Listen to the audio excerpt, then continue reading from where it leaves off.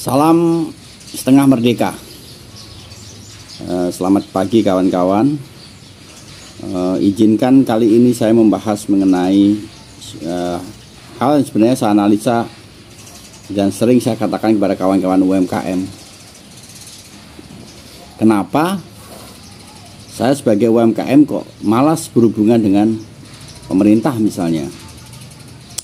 Jadi saya sinyalir dan memang terbukti kegiatan pemerintah itu lebih banyak buang anggaran. Dan ini ada berita minggu kemarin tanggal 29 Januari 2003. Jadi gini judulnya. Itu banyak, nanti akan saya tampilkan banyak judul di situ. Menteri RB, Menteri Menpan RB, Menteri Pendayagunaan Aparatur Negara dan Reformasi Birokrasi, Abdullah Azwar Anas itu mengatakan bahwa persoalan pengentasan kemiskinan itu hampir 500 T di kementerian atau lembaga-lembaga negara itu digunakan untuk rapat dan studi banding. Ini kalau menurut saya lebih dari itu. Jadi kalau anggarannya totalnya itu sekitar 3000 T misalnya, itu lebih dari separuh kalau analisa sederhana yang saya lakukan dalam membaca laporan keuangan dari Departemen Keuangan, Kementerian Keuangan, itu hampir lebih dari itu. Artinya apa? Ya jelas tidak efektif. Anda bisa bayangkan 8 tahun UMKM kita tidak pernah naik kelas. Kemiskinan juga tidak menurun jumlahnya. Karena apa? Ya anggarannya itu lebih banyak kepada untuk bayar konsultan, biaya akomodasi, biaya hotel, biaya rapat-rapat dan sebagainya. Anda bisa bayangkan, artinya ketika Anda berhubungan dengan pemerintah, Anda dijadikan alat untuk sistematika korupsi. Itu yang terjadi dan tidak pernah disadari oleh kawan-kawan UMKM sebagian ya. Analisa yang saya lakukan bahkan begini, UMKM yang berhubungan dengan pemerintah rata-rata atau sebagian besar tidak naik kelas. Karena apa? Ketergantungan. Kedua adalah subsidi yang semu. Hal-hal kecil yang sebenarnya nggak logik untuk kita teruskan. Basis sebuah industri rakyat itu adalah bagaimana kemampuan dia untuk efisien dan efektif. Efisien artinya ya dia dengan biaya produksi yang rendah, efisien dalam penggunaan bahan baku dan sebagainya, efektif dalam bekerja dan sebagainya. Dan anggaran-anggaran itu difasilitasi untuk justru saya sebutnya ya, membuat UMKM itu sangat tergantung. Kayak misalnya contoh kasus hal-hal kecil di bidang kopi misalnya. Satu UMKM disuplai dalam bentuk packaging yang ada brandingnya, pokoknya itu. Dari biaya konsultasi aja saya hitung-hitung udah sekian puluh juta untuk satu UMKM itu. Dari sisi desainnya, dari sisi pembelian packaging yang jelas di markup. Artinya apa? Ketika dia misalnya membeli kaki atau dia memproduksi lagi tanpa bantuan pemerintah, dia tidak lagi efisien, tidak lagi efektif. Harganya sudah tidak terjangkau untuk UMKM itu. Artinya apa? Mandek. Ujung-ujungnya ya mandek dengan program itu. Ini berita yang sebenarnya Anda bisa baca di media, di YouTube, di mana-mana, di FNN juga ada. Nah, sistematika korupsi ini yang saya tidak setuju. Alih-alih ini untuk metode pengentasan kemiskinan, padahal tidak. Ini adalah memperkaya secara sistematis pejabat dan pegawai negeri. Proyeknya luar biasa banyak. Kalau kita lihat itu satu bidang, satu departemen itu anggarannya untuk sederet tuh 1 tahun tuh nggak pernah habis. Tapi coba lihat mana yang efektif, mana yang dalam bentuk pendampingan secara real, mana yang mampu untuk mengangkat satu sektor UMKM atau bidang kemiskinan misalnya, bidang pengentasan kemiskinan misalnya. Kebanyakan memang urusannya di pelatihan, rapat koordinasi. Belum lagi nanti datengin dari konsultan dari Jakarta dengan biaya lagi. Datangkan pejabat untuk seremonial, biaya lagi. Yaitu, jadi UMKM selama ini hanya dijadikan alat mereka untuk sistematika korupsi. Jadi jangan heran kalau yang namanya pegawai negeri hidupnya ya nyaman-nyaman aja. Bukan hanya dari gaji, karena kegiatannya banyak banget. Dari kegiatan itu dia mendapat pundi-pundi, entah kegiatan mereka terakomodasi, biaya bensin, biaya rapat setiap hari. Yang dikasih makan siapa? Yang dikasih makan ya bukan UMKM-nya. UMKM-nya cuma dikasih 50.000 per hari, atau 100.000 atau 300.000 maksimal untuk menggantikan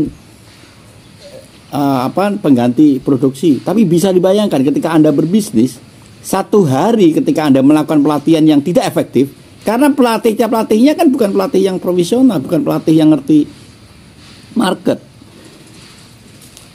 Jadi kenapa UMKM tidak tumbuh? Ya salah satunya karena anggaran-anggaran pemerintah ini jelas justru membuat tersungkur UMKM. Saya tidak menuduh seluruhannya, tapi rata-rata UMKM yang berhubungan dengan pemerintah tidak bangkit. Bukan berarti saya menolak, tidak. Tapi yang penting adalah efektif dan itu memiliki kemampuan pasar yang mumpuni, ya kita akan ikut. Ada satu konsep kecil misalnya di satu kota ini, di daerah kota ini, ada namanya pasar tani. Setiap minggu dilakukan, setiap hari Jumat kalau nggak salah. Lah ini ngapain? Pemerintah sibuk membangun pasar itu ada puluhan pasar di satu kota. Ngapain bikin pasar lagi? Yang memungkinkan itu kan satu, biaya teropnya, biaya akomodasinya, anggarannya itu keluar dari situ. Kenapa UMKM tidak dimasukkan di pasar misalnya? Pasar real misalnya. Dengan begitu dia tumbuh. Dia fight dengan kondisi real di masyarakat. Produknya, kemampuannya untuk diterima pasar itu lebih real dibanding aja yang beli itu ya itu aja, yang beli pegawai negerinya, yang beli karena pejabatnya, kadang-kadang malah minta. Jadi sekian banyak UMKM yang ngobrol sama saya, rata-rata ya mereka tidak mendapatkan keuntungan yang layak, dan untuk arena promosi ya nggak bisa. Ada satu anggaran yang luar biasa besar, misalnya untuk pembuatan web misalnya, atau web design, web yang memungkinkan itu seolah-olah menjadi promosi. Anggaran dengan efektivitasnya nggak kecapai. Karena apa? Dikelola oleh orang-orang yang tidak profesional. Sementara platform market di internet, di online itu sudah cukup banyak. Artinya apa? Ya tinggal aja masyarakat UMKM itu bertanding di level pasar real, itu lebih memungkinkan untuk mereka itu real mendapatkan satu metodologi market yang tepat dibanding subsidi terus menerus. Jadi bisa dibayangkan UMKM yang selama ini seolah-olah menjadi jargon pemerintahan ini, tapi ya kenapa nggak tumbuh? Tumbuh bukan berarti seolah-olah ada jumlahnya banyak, bukan, tapi tumbuh menjadi sektor yang mampu untuk kompetisi di dalam pasar, baik dalam negeri maupun luar negeri. Nah, kadang-kadang yang dilihat misalnya kasus-kasus ekspor itu ya menjanjikan, enak, tapi bisa dibayangkan manajerial yang lemah, efektivitas kerja yang tidak efektif, akhirnya apa? Membuat UMKM itu kelimbungan. Akhirnya ujung-ujungnya siapa ya? Yang seolah-olah menjadi investor dalam ekspor yang itu megah, kan ekspor itu megah, akhirnya banyak terlunta-lunta, uangnya nggak kebayar. Nah, ini menjadi cermin kita semua. tumbuhlah menjadi pebisnis atau UMKM yang mandiri. Pemerintah ya suplai aja, mereka itu tugasnya adalah suplai market, dorong daya beli pasar, itu cukup. Bagaimana efektivitas pemerintah dengan UMKM misalnya? Sederhana, caranya adalah pendampingan. Ya jangan semuanya fokus, misalnya untuk tahun ini fokus untuk 5 UMKM. Itu lebih real dibanding Anda ngelola ribuan UMKM tapi tidak efektif. Nah ini yang terjadi, tidak fokus.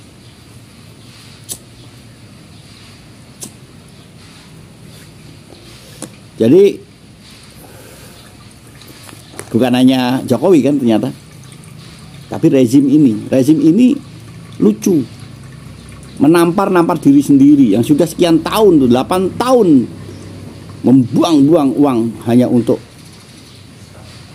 ya memperkaya 1, 2 atau ratusan mungkin pegawai negeri. Saya tidak menuduh pegawai negeri karena sistematika ini. Jadi yang tidak membuat anggaran pun juga kecipratan. Karena apa ya? Memang sistematikanya begitu. Bagi-bagi proyek itu akan ya sekitar 20-30% itu hanya untuk ya pemborosan menurut saya. UMKM yang produknya nggak apa istilahnya nggak bisa terangkat ya tetap diajak pelatihannya apa yang mau dijual di online itu apa, pelatihan packaging, pelatihan ini dan sebagainya. Nanti ujung-ujungnya habis pelatihan ya bingung mau bikin packingnya, nggak bisa lagi. Harus ada satu simulasi yang memungkinkan pemerintah itu harus fokus pada 1-2 UMKM yang harus tumbuh dan mampu untuk kompetisi di pasar. Itu saya pikir. Jadi berita hari ini cukup mencengangkan dan bagi saya tidak mencengangkan. Itu menteri itu ya lucu. Ya dia nggak perlu kayak gitu, buat aja undang-undang baru. Nggak ada lagi anggaran-anggaran yang untuk foya-foya seperti itu. Saya sebut aja foya-foya. Dan kita semua jadi korban. Korbannya apa ya? UMKM nggak tumbuh. Artinya apa? Produk luar negeri ya gampang masuk ke sini. Ayo kita mulailah anti pemerintah. Untuk apa? Memberi pelajaran bahwa mereka itu yang penting ada aja. Anggaran realnya adalah real untuk memfasilitasi tumbuhnya market, daya beli dan sebagainya itu. UMKM ini sokok guru ekonomi Indonesia. Tanpa itu hanya beberapa orang saja yang punya kenikmatan. UMKM harus kuat, koperasi harus dibenahi. Karena hanya satu-satunya jalan untuk UMKM itu adalah bersatu. Tanpa itu nggak efektif, tanpa itu kita nggak efisien. Kita harus masuk dalam satu arena pasar yang memungkinkan kita bersaing dengan produk luar. Itu dulu. Saya agak berbeda dengan cara pandang teman-teman. Dan silahkan komentar dan silahkan untuk melakukan counter dari ucapan saya. Saya pikir pokoknya rezim ini sudah meluluh lantakkan dari sektor ekonomi, pertanian dan sebagainya. Ini lucu, tidak menggunakan akal, itu menjadi problem. Tidak menggunakan nurani. Yang dikejar adalah proyek yang tidak efektif buat rakyat. Saya pikir itu. Terima kasih. Pagi-pagi ini kita ngopi. Ini kopi Sembalun. Kopinya petik merah. Kalau saya sebutnya biasa disebut teman-teman di kopi itu namanya fine robusta. Jadi robusta yang dipetik merah, yang disortir dengan ketat, yang di roasting dengan ketepatan. Ini di bawah medium to dark, jadi medium plus saya sebutnya. Selamat pagi, salam setengah merdeka.